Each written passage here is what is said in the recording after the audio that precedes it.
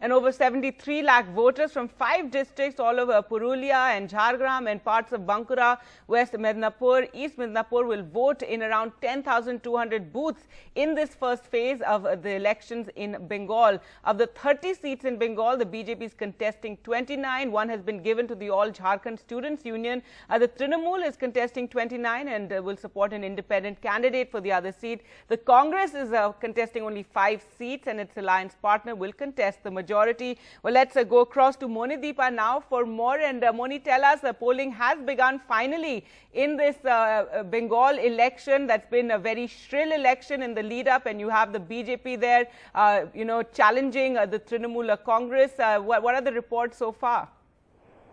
Well, the report so far is like as usual in Bengal. Huge turnouts already at polling stations. Waiting from early in the morning to try and get their vote here early before it gets really hot. Remember, the areas that are voting today, 30 seats, are in the Jungle Mahal area. A lot of the seats also East and West Medinipur, and these are really hot, arid districts. And there are concerns about the temperatures rising in the afternoon, and so huge turnouts already. But then that's always been the case in Bengal. People make an early start of voting, and we've always had about 80% plus of turnout, and that is already indicated today. Now, what is important about this particular phase, and remember we are voting in 8 phases, and this is just the first. This phase, the 30 seats that are going to the polls are very, very contentious. In 2016, the Trinamool over here in these seats had just as many as 26 seats.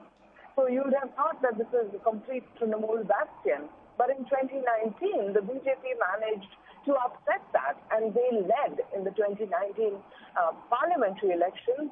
The BJP led in 20 out of the 30 assembly segments. And therefore, these seats hugely contentious.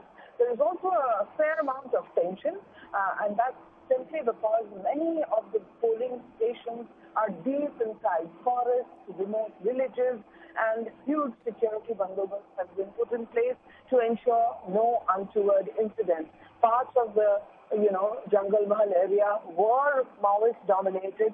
Last night there was an incident of a vehicle of the Election Commission being set on fire at Bandwan. Now in Purulia, we don't really know what happened, but initial reports were that some masked people came and set the vehicle on fire.